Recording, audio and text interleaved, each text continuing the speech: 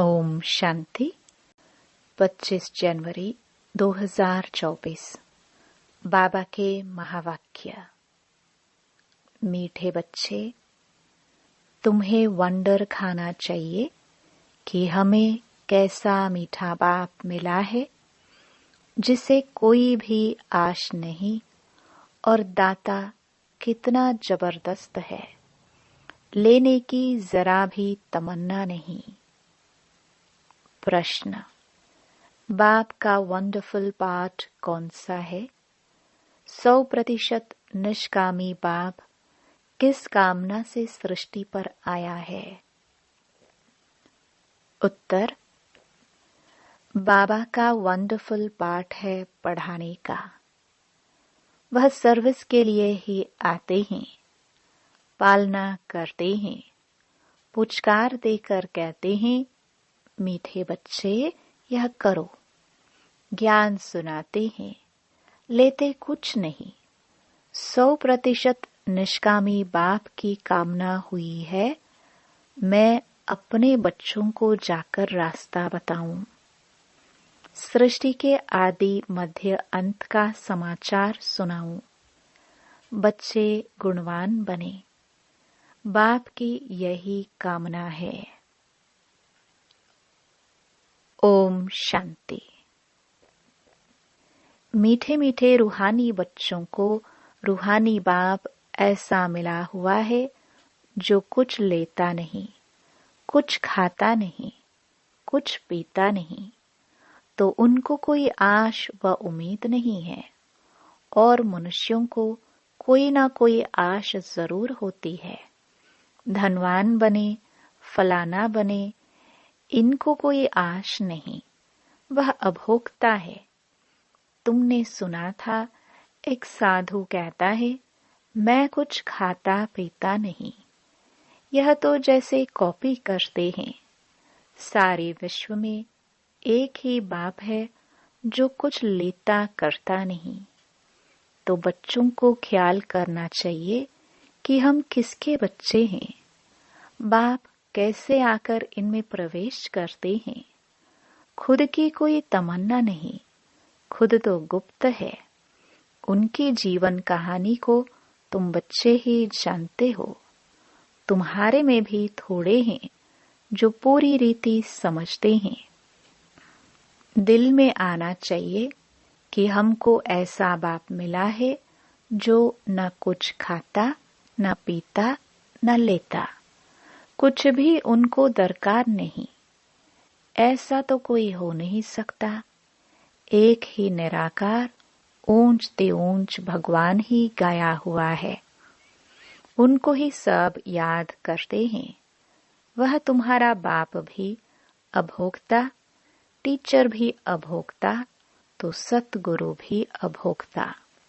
कुछ भी लेते नहीं, लेकर वह क्या करेंगे? यह भी वंडरफुल बाप है। अपने लिए जरा भी आश नहीं। ऐसा कोई मनुष्य होता नहीं। मनुष्य को तो खाना, कपड़ा आदि सब चाहिए। मुझे कुछ नहीं चाहिए। मुझे तो बुलाते हैं कि आकर पतितों को पावन बनाओ। मैं हूँ निराकार, मैं कुछ नहीं लेता। मुझे तो अपना आकार ही नहीं। मैं सिर्फ इसमें प्रवेश करता हूँ। बाकी खाती पीती इनकी आत्मा है। मेरी आत्मा को कुछ भी आश नहीं। हम सर्विस के लिए ही आते हैं। सोच करना होता है, कैसा वंडरफुल खेल है। एक बाप सबका प्यारा है। उनको जरा भी आश नहीं। सिर्फ आकर पढ़ाते हैं, पालना करते हैं, पुचकार देते हैं, मीठे बच्चे यह करो। ज्ञान सुनाते हैं, लेता कुछ भी नहीं। करन करावनहार बाप ही है। समझो, कुछ बाबा को दिया, वह क्या करेंगे? टोली लेकर खाएंगे? शिव बाबा को शरीर ही नहीं, तो लेवे कैसे? और सर्विस देखो कितनी करते हैं। सबको अच्छी अच्छी मत देकर गुलगुल बनाते हैं। बच्चों को वंडर खाना चाहिए। बाप तो है ही दाता। दाता भी कितना जबरदस्त, और कोई तमन्ना नहीं। ब्रह्मा को भल फुरना है, इतने बच्चों की संभाल करनी है, खिलाना पिलाना है। पैसा जो भी आता है वह शिव बाबा के लिए ही आता है। हमने तो सब कुछ स्वाहा कर दिया। बाप की श्रीमत पर चल अपना सब कुछ सफल कर भविष्य बनाते हैं। बाप तो 100% निष्कामी है। सिर्फ यही फुरना है कि सबको जाकर रास्ता बताऊं, सृष्टि के आदि मध्य अंत का समाचार सुनाऊं। और तो कोई जानते नहीं, तुम बच्चे ही जानते हो। बाप टीचर के रूप में पढ़ाते हैं। फी आदि कुछ लेते नहीं, तुम शिव बाबा के नाम पर लेते हो। वहां रिटर्न में मिलता है। बाबा में यह तमन्ना है क्या कि हम नर से नारायण बने? बाप तो ड्रामानुसार पढ़ाते हैं। ऐसा नहीं कि उनको आश है कि हम ऊंचते ऊंच तख्तनशीन बने। नहीं, सारा मदार है पढ़ाई पर, दैवी गुणों पर, और फिर औरों को भी पढ़ाना है। बाप देखते हैं ड्रामानुसार कल्प पहले मिसल इनकी जो एक्ट चलती है, साक्षी होकर देखते हैं। बच्चों को भी कहते हैं तुम साक्षी होकर देखो, अपने को भी देखो। हम पढ़ते हैं व नहीं, श्रीमत पर चलते हैं व नहीं, औरों को आप समान बनाने की हम सर्विस करते हैं व नहीं। बाप तो इनके मुख का लोन लेकर बोलते हैं। आत्मा तो चैतन्य है ना, मुर्दे में तो बोल न सके, जरूर चैतन्य में ही आएंगे। तो बाप कितना निष्कामी है, कोई आश नहीं। लौकिक बाप तो समझते हैं बच्चे बड़े होंगे फिर मुझे खिलाएंगे। इनकी तो कोई तमन्ना नहीं। जानते हैं मेरा ड्रामा में पाठ ही ऐसा है, सिर्फ आकर पढ़ाता हूँ। यह भी नोंद है। मनुष्य ड्रामा को बिल्कुल नहीं जानते। तुम बच्चों को यह निश्चय है, बाप ही हमको पढ़ाते हैं। यह ब्रह्मा भी पढ़ते हैं। जरूर यह सबसे अच्छा पढ़ते होंगे। यह भी अच्छा मददगार है शिव बाबा का। हमारे पास तो कुछ धन है नहीं। बच्चे ही धन देते हैं और लेते हैं। 2 मुट्ठी देते हैं और भविष्य में लेते हैं। कोई के पास कुछ है नहीं तो कुछ देते नहीं। बाकी हाँ, अच्छा पढ़ते हैं तो भविष्य में अच्छा पद पाते हैं। यह भी बहुत थोड़े हैं जिनको याद रहता है कि हम नई दुनिया के लिए पढ़ रहे हैं। यह याद रहे तो भी मन मनाभव है। परंतु बहुत हैं जो दुनियावी बातों में समय बर्बाद करते हैं। बाबा क्या पढ़ाते हैं, कैसे पढ़ाते हैं, कितना ऊंच पद पाना है, यह सब कुछ भूल जाते हैं। आपस में ही लड़ते झगड़ते टाइम वेस्ट करते रहते हैं। जो बड़ा इम्तिहान पास करते हैं वह कभी अपना समय वेस्ट नहीं करते। अच्छी तरह पढ़ेंगे, श्रीमत पर चलेंगे। श्रीमत पर तो चलना पड़े ना। बाप कहते हैं तुम तो नाफरमान बरदार हो। श्रीमत देता हूँ, बाप को याद करो तो भूल जाते हो। यह तो कमजोरी कहेंगे। माया एकदम नाक से पकड़कर डसकर सिर पर बैठ जाती है। यह युद्ध का मैदान है ना। अच्छे अच्छे बच्चों पर माया जीत पा लेती है। फिर नाम किसका बदनाम होता है? शिव बाबा का। गायन भी है गुरु का निंदक ठोर न पाए। ऐसे माया से हराने वाले फिर ठोर कैसे पाएंगे। अपने कल्याण के लिए बुद्धि चलानी चाहिए कि हम कैसे पुरुषार्थ कर बाबा से वर्षा लूं। अच्छे अच्छे महारथियों जैसा बनकर सबको रास्ता बताऊं। बाबा सर्विस की युक्तियां तो बहुत सहज बतलाते हैं। बाप कहते हैं, तुम मुझे बुलाते आए हो, अब मैं कहता हूं कि मुझे याद करो तो पावन बन जाएंगे। पावन दुनिया के चित्र है ना, यह है मुख्य। यहाँ एम ऑब्जेक्ट रखी जाती है। ऐसे नहीं कि डॉक्टरी पढ़नी है तो डॉक्टर को याद करना है, बैरिस्टरी पढ़नी है तो कोई बैरिस्टर को याद करना है। बाप कहते हैं, सिर्फ मुझ एक को याद करो, बस मैं तुम्हारी सब मनोकामना पूर्ण करने वाला हूं। तुम सिर्फ मुझे याद करो। भल माया तुमको कितना भी हैरान करे, फिर भी युद्ध है ना, ऐसे नहीं फट से जीत पा लेंगे। इस समय तक एक ने भी माया पर जीत नहीं पाई है। जीत पाने से फिर जगत जीत होनी चाहिए। गाते हैं, मैं गुलाम तेरा। यहाँ तो माया को गुलाम बनाना है, वहां माया कभी दुख नहीं देगी। आजकल तो दुनिया ही बड़ी गंदी है, एक दो को दुख देते ही रहते हैं। तो कितना मीठा बाबा है, जिसको अपने लिए कोई तमन्ना नहीं। ऐसे बाप को याद नहीं करते। वह कोई कहे हम शिव बाबा को मानते हैं, ब्रह्मा बाबा को नहीं, परंतु यह दोनों इकट्ठे हैं। बिगर दलाल सौदा हो न सके। बाबा का रथ है, इनका नाम ही है भाग्यशाली रथ।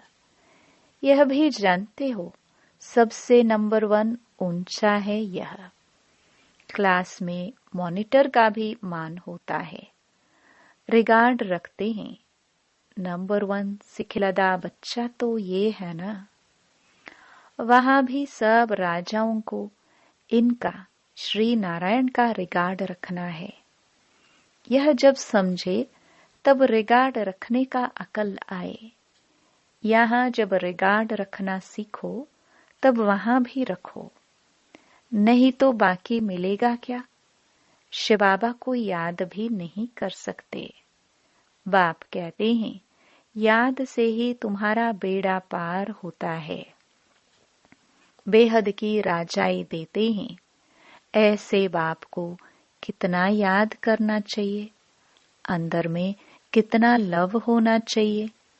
इनका देखो, बाप से कितना लव है। लव हो तब तो सोने का बर्तन बने। जिनका बर्तन सोने का होगा उनकी चलन बड़ी फर्स्ट क्लास होगी। ड्रामानुसार राजधानी स्थापन होनी है, उनमें तो सब प्रकार के चाहिए।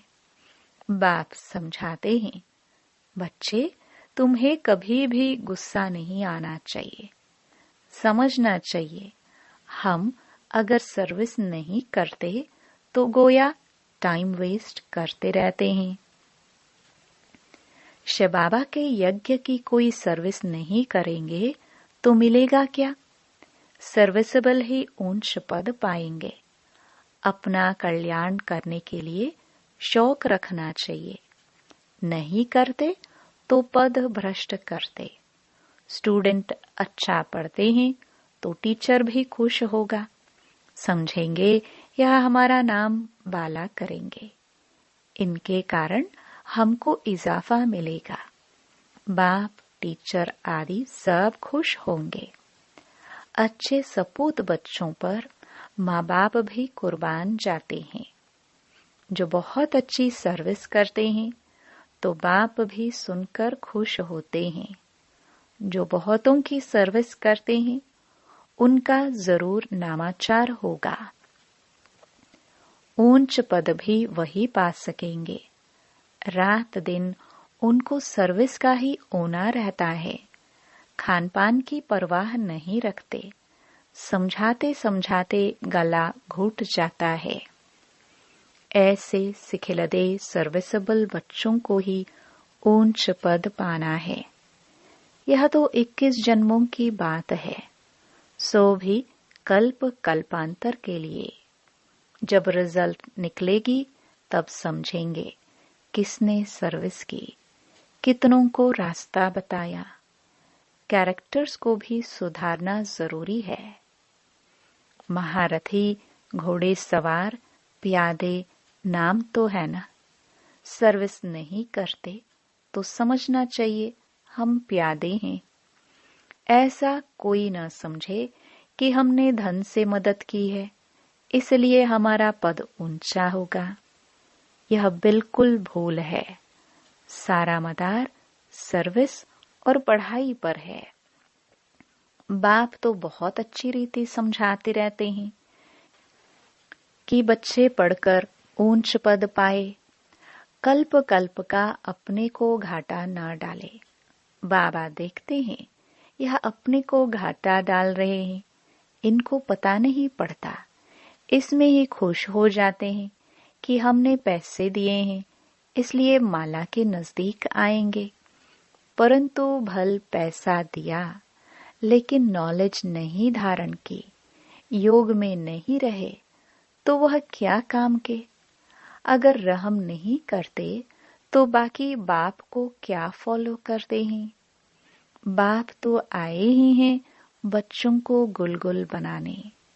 जो बहुतों को गुलगुल बनाएंगे उन पर बाप भी बलिहार जाएंगे। स्थूल सर्विस भी बहुत है। जैसे भंडारी की बाबा बहुत महिमा करते हैं, उनको बहुतों की आशीर्वाद मिलती है। जो जितनी सर्विस करते हैं वह अपना ही कल्याण करते हैं।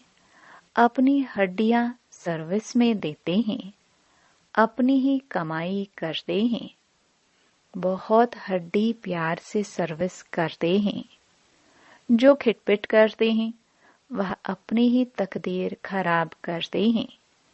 जिनमें लोभ होगा उन्हें वह सताएगा। तुम सब वानप्रस्थी हो, सबको वाणी से परे जाना है।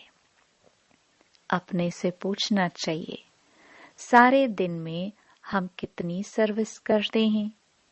कई बच्चों को तो सर्विस बगैर सुख नहीं आता। कोई कोई को ग्रहचारी बैठती है, बुद्धि पर व पढ़ाई पर। बाबा तो सबको एक रस पढ़ाते हैं।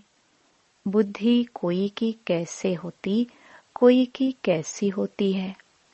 फिर भी पुरुषार्थ तो करना चाहिए, नहीं तो कल्प कल्पांतर का पद ऐसा हो जाएगा। पिछाड़ी में जब रिजल्ट निकलेगी तो सब साक्षात्कार करेंगे। साक्षात्कार करके फिर ट्रांसफर हो जाएंगे। शास्त्रों में भी है कि पिछाड़ी में बहुत पछताते हैं कि मुफ्त समय वेस्ट किया, कल्प कल्पांतर का बहुत धोखा खाया। बाप तो सावधान करते रहते हैं। शिव बाबा की तो यही तमन्ना है कि बच्चे पढ़कर ऊंच पद पाए, और कोई अपनी तमन्ना नहीं है। उनके काम की भी कोई वस्तु नहीं है। बाप समझाते हैं, बच्चे अंतर्मुखी बनो। दुनिया तो सारी बाह्यमुखी है, तुम हो अंतर्मुखी। अपनी अवस्था को देखना है और सुधारने का भी पुरुषार्थ करना है। अच्छा, मीठे मीठे सिखिलदे बच्चों प्रति मात पिता बाप दादा का याद प्यार और गुड मॉर्निंग। रूहानी बाप की रूहानी बच्चों को नमस्ते। धारणा के लिए मुख्य सार। पहला, साक्षी होकर स्वयं के पाठ को देखो। हम अच्छी रीति पढ़कर दूसरों को पढ़ाते हैं या नहीं?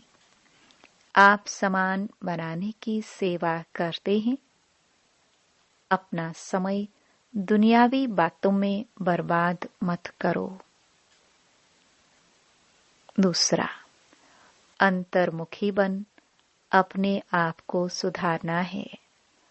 अपने कल्याण का शौक रखना है। सर्विस में बिजी रहना है। बाप समान रहमदिल जरूर बनना है। वरदान, हर समय अपनी दृष्टि, वृत्ति, कृति द्वारा सेवा करने वाले पक्के सेवाधारी भव। सेवाधारी अर्थात हर समय श्रेष्ठ दृष्टि से, वृत्ति से, कृति से सेवा करने वाले। जिसको भी श्रेष्ठ दृष्टि से देखते हो तो वह दृष्टि भी सेवा करती है। वृत्ति से वायुमंडल बनता है। कोई भी कार्य याद में रहकर करते हो तो वायुमंडल शुद्ध बनता है। ब्राह्मण जीवन का श्वास ही सेवा है। जैसे श्वास न चलने से मूर्छित हो जाते हैं, ऐसे ब्राह्मण आत्मा सेवा में बिजी नहीं तो मूर्छित हो जाती है। इसलिए जितना स्नेही, उतना सहयोगी, उतना ही सेवाधारी बनो। स्लोगन, सेवा को खेल समझो तो तकेंगे नहीं, सदा लाइट रहेंगे। अव्यक्ति साइलेंस द्वारा डबल लाइट फरिश्ता स्थिति का अनुभव करो। सदा डबल लाइट स्थिति में रहने वाले निश्चय बुद्धि निश्चिंत होंगे। उड़ती कला में रहेंगे।